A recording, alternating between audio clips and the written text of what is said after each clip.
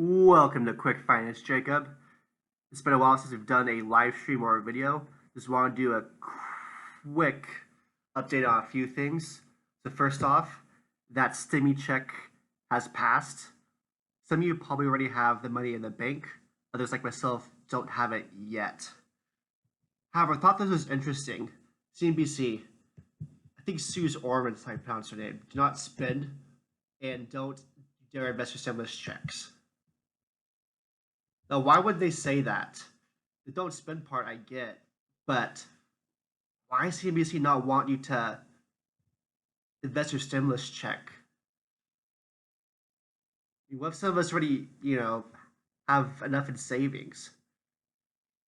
Here's the thing, though, you have to keep in mind. If you save money, usually it's less than 1% return a year, like 0.05, 0.02, 0.01, 0.1. A lot of credit unions and banks still offer a high interest rate on your cash. Most don't.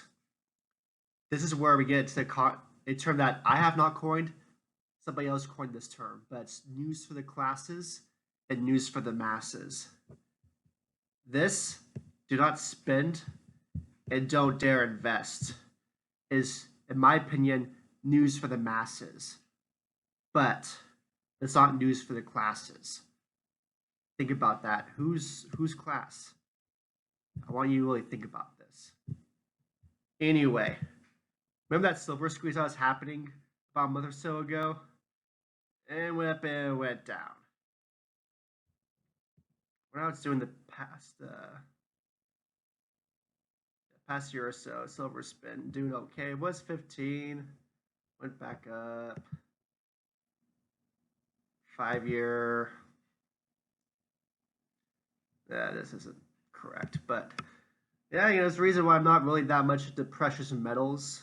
Maybe long term, but right now, not really looking at that. But everybody's saying, oh, 1.5%, and that's when market went down a little bit. So it's interesting that these rates are going up, up, up. This is interesting. We'll see what happens. They don't plan to hike interest rates through 2023. So they also plan on buying at least $128 billion in bonds a month.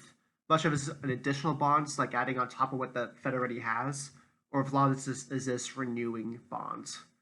But I think the Fed might have to do a little bit more buying if they want to keep interest rates down. See what happens. But anyway, on to the fun. So Bitcoin. Remember, like back in here, it was like, oh, Bitcoin's gonna crash. It's gonna go down this and that. Oh my gosh. And don't get me wrong, I've sold a lot of my Bitcoin up through here to buy other things like NNDM and other items. But I think Bitcoin's still gonna hit 100,000 by the end of the year. I'm like 90% sure.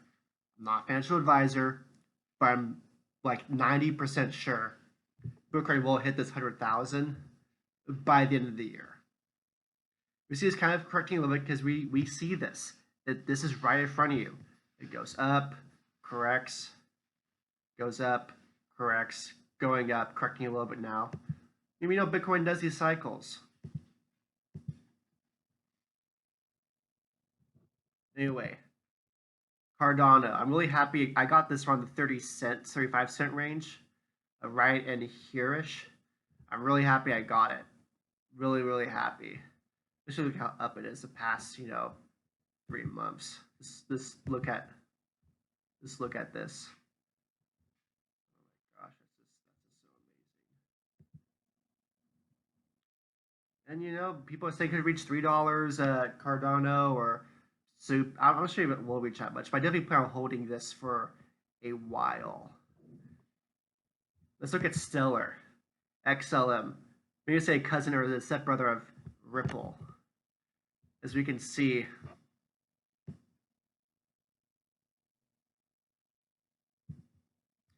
it about 3-4 months ago had a big jump up, down, jump up, down, jump up, down. It seems like if you go off the past 3 jumps, it could be ready to potentially go up again. I mean, just look at how these amazing rides up. It goes up and just a little consolidation up, consolidation up. consolidation. It looks like it's overdue for consolidation if it's following this pattern, which I'm not an advisor. I will say this again 10 more times.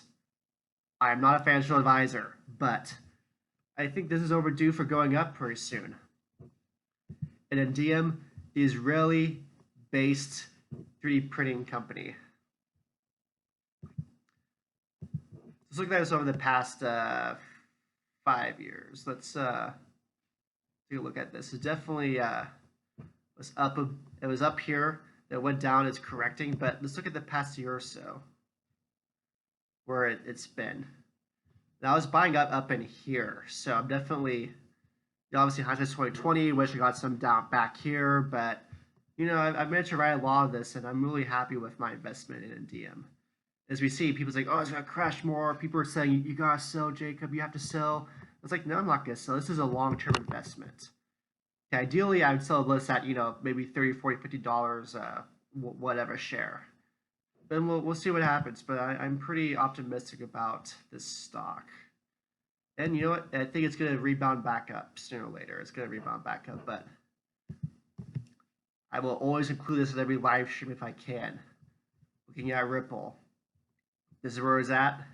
Here's where a lawsuit happened, and the Flare network as well, diluting the price a little bit. I'm not sure why the market felt that way, but a lot of people felt that way, which caused it to go that way. But if it weren't for this lawsuit, Ripple would be at the $1 to $3 mark right now, at least, if not more. We look at Bitcoin. Bitcoin, look at where it was at back in 2017. It's about almost 20,000. It's 60,000 is the biggest. That's a 3x over what it was before. Ripple was at about $3 to $4 back here. That lawsuit didn't happen. Oh boy, it could be at $5, $10, $15 a share right now. Really waiting for this lawsuit to be over. We'll see what happens. We'll see. But I'm pretty optimistic. Anyway, this is a quick finance Jacob. Thanks for tuning in. Definitely there'll be less videos over the next month or so as things are happening, but I definitely go into the summer and the late spring want to produce more and more videos, like especially on specific companies, specific videos, specific topics, the minus stock market. So definitely stay tuned. Thank you. Like, subscribe, and share. Thank you.